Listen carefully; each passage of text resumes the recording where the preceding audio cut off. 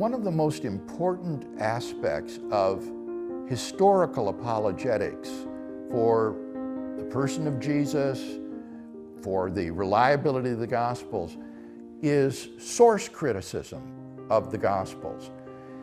The modern New Testament scholar doesn't simply quote from the Gospel of Luke or the Gospel of John. Rather, he tries to discern the sources upon which the evangelists drew in writing their Gospels.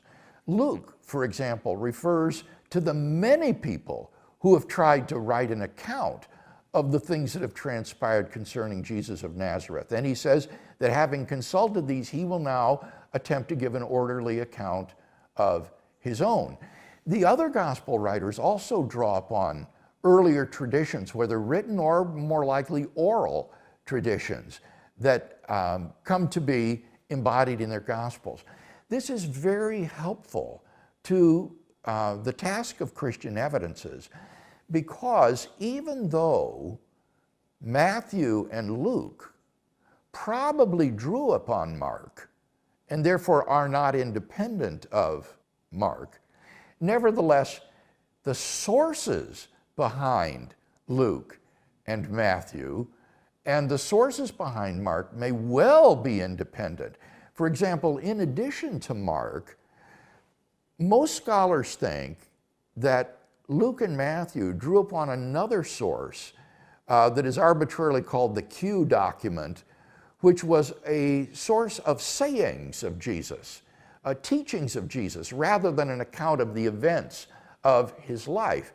And they blended the material from this source with Mark's gospel in writing their own gospels. So if you can show that something is attested both in Mark and in Q, then you're dealing with independent sources. You're not just counting the Gospels, you're looking at the sources they drew upon. Moreover, some of the Gospels are independent of other Gospels. For example, Luke and Matthew and Mark are normally thought to be independent of John. This is significant because when you find in the synoptic Gospels, Matthew, Mark, and Luke, an account of the triumphal entry of Jesus into Jerusalem, and you also find an account of the triumphal entry in John, you have independent accounts of the same event. And this can help to increase the historian's confidence in the reliability of this story. Paul then provides additional independent information about Jesus. The letters of Paul have been called a fifth gospel. In Paul's letters, you can read about Jesus' life, his teaching, his miracles, his Last Supper, his betrayal, his crucifixion, his burial, his resurrection from the dead.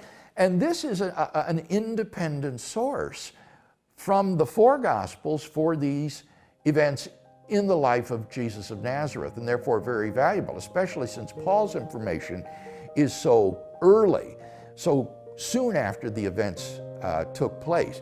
So that's what's meant by independent sources. It's not just talking about the Gospels, but it's dealing with the sources upon which the Gospels and Paul drew, which are independent of one another.